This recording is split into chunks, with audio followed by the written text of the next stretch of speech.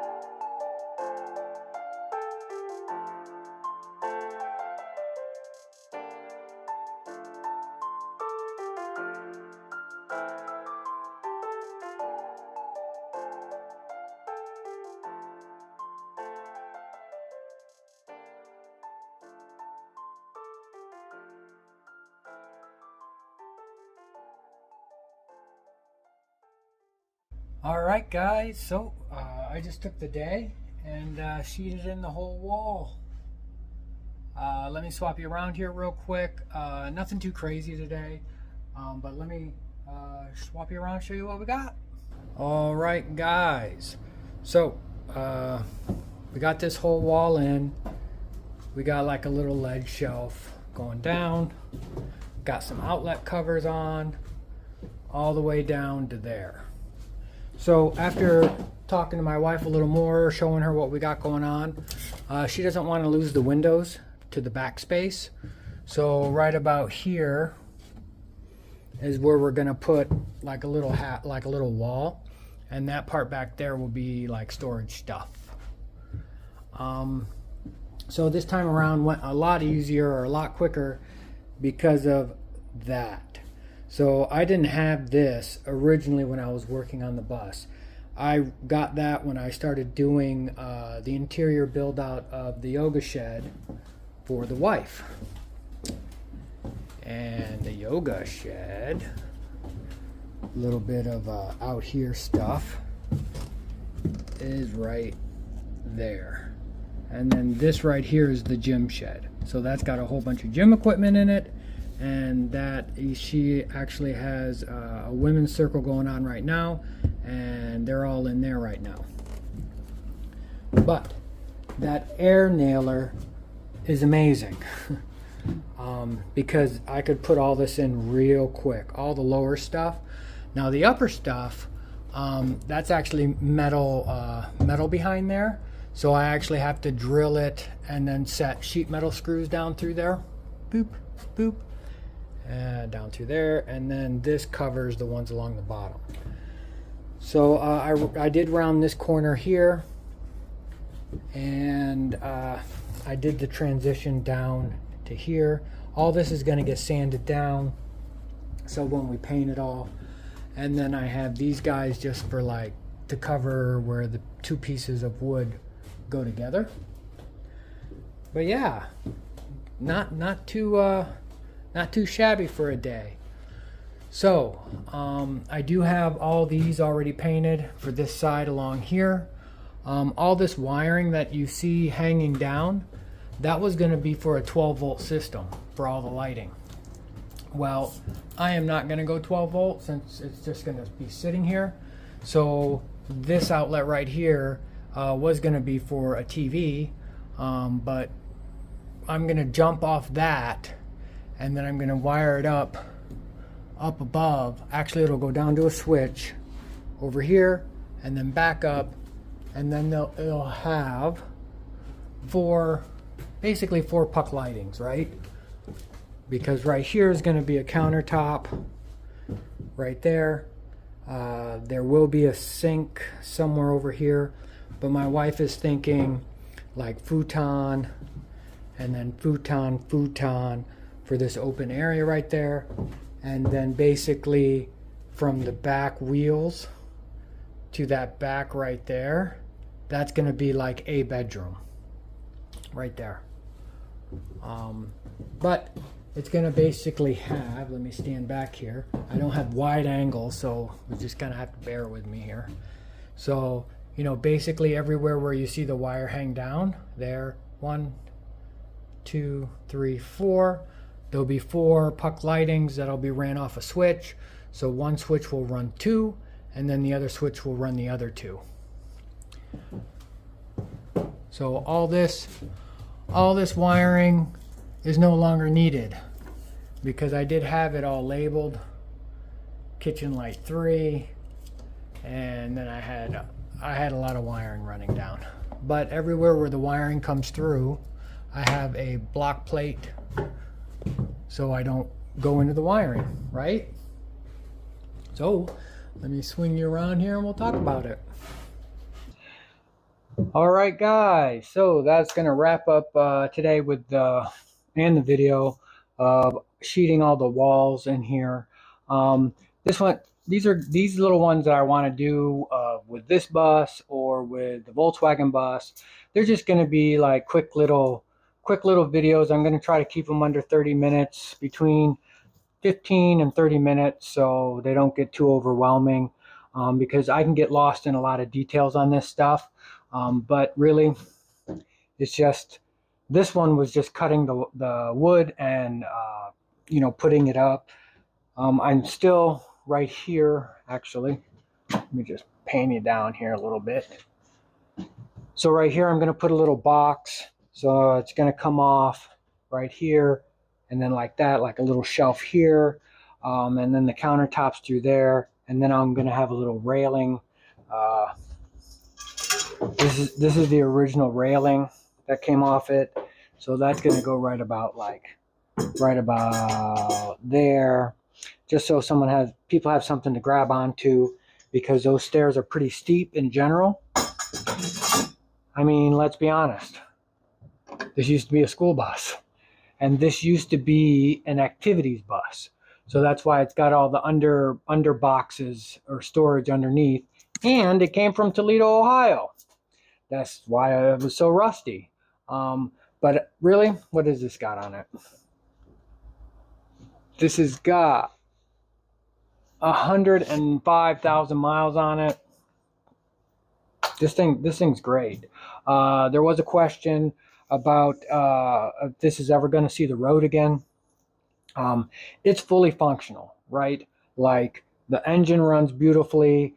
We have all new brakes in the back. It's got brand new tires all the way around it, new air canisters for the air brakes, stuff like that. I have driven this a few times already, just basically 50 miles from where we bought it to the one house that you saw on the video that I did all the work at, and then from that house to here.